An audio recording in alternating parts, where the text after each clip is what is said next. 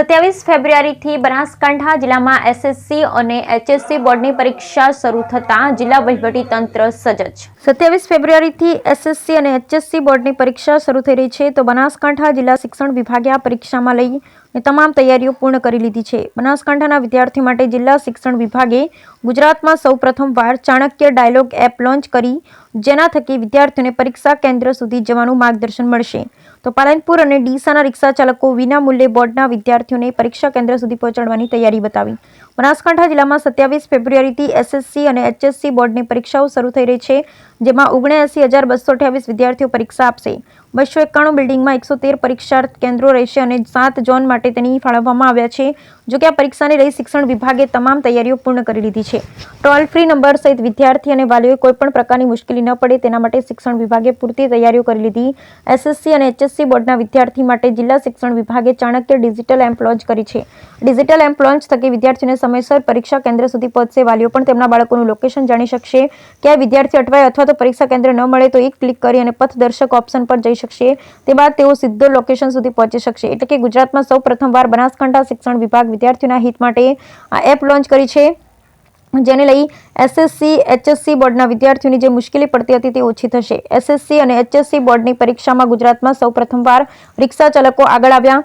બોર્ડના વિદ્યાર્થીઓને તકલીફ ન પડે તે હેતુથી પાલનપુર અને ડીસાના રિક્ષા ચાલકોએ વિદ્યાર્થીઓને વિનામૂલ્યે પરીક્ષા સ્થળ સુધી પહોંચાડવાની તૈયારી બતાવી। ત્યારે પાલનપુર અને ડીસામાં પડતી ટ્રાફિક સમસ્યા છેલ્લી ઘડીએ વિદ્યાર્થી પરીક્ષા કેન્દ્ર સુધી જવામાં અટવાઈ જાય તો આ રિક્ષા ચાલકો એવા પરીક્ષાર્થીઓને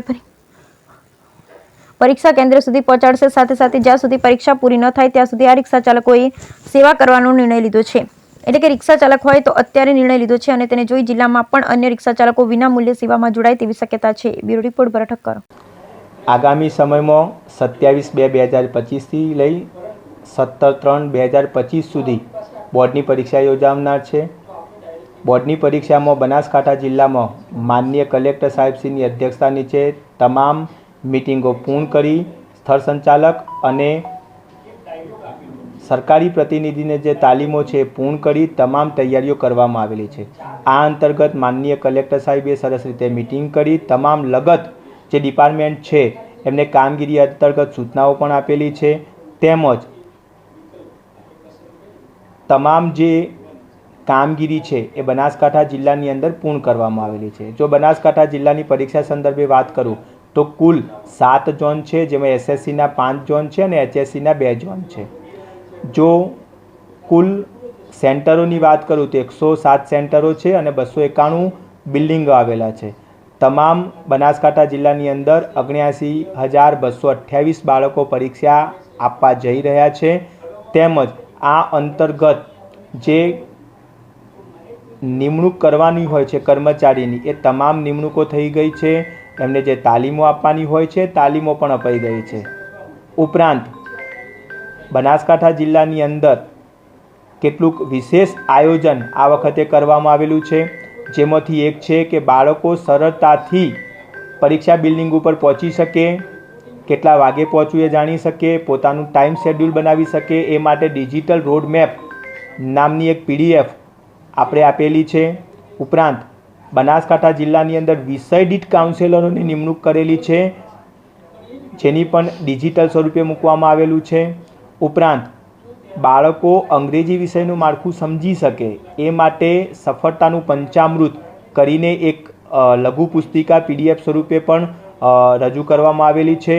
ઉપરાંત આ વખતે માનનીય કલેક્ટર સાહેબની સૂચનાથી તેમજ ગાંધીનગર GSSH SHB બોર્ડના સંકલનમાં રહી જે રિક્ષા એસોસિએશન છે એમનો પણ સંપર્ક કરવામાં આવેલો છે અને રિક્ષા એસોસિએશન દ્વારા બાળકો જ્યાં પણ અટવાયા હશે, કોઈ જગ્યાએ એમને જરૂરિયાત હશે તો એવા બાળકોને તરત રિક્ષાની અંદર પિકઅપ કરી એમને સ્થળ ઉપર છોડી દેવા માટે પણ સૂચના આપવામાં આવેલી છે। જેના અંતર્ગત ગઈકાલે બનાસકાંઠાની અંદર ડીસાની અંદર 2 રિક્ષા ચાલક અને પાલનપુરની અંદર 1 રિક્ષા ચાલકે તમામ બાળકોને મુસાફરી ફ્રી કરશે એવી જાહેરાત કરવામાં આવેલી છે। તેમજ કેટલાક રિક્ષા ચાલકો સાથે પણ આ બાબતે અમારે વાત થઈ રહી છે।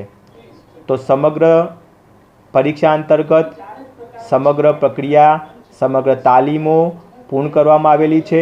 તમામ અમારા જે ઝોન છે ત્યાં પેપરો આવી ગયા છે, મટીરિયલ્સ આવી ગયું છે, તમામ સીલ કરી દેવામાં આવેલા છે. ત્યાં સતત 24 કલાક રેકોર્ડિંગ, વિડીયો રેકોર્ડિંગ CCTVનું ચાલુ છે, તેમજ તે અમારી કચેરી દ્વારા સતત નિરીક્ષણ કરવામાં આવી રહ્યું છે. ઉપરાંત કચેરીની અંદર અમારો કંટ્રોલ રૂમ જે છે એ સતત ચાલુ છે પરીક્ષા સમય દરમિયાન.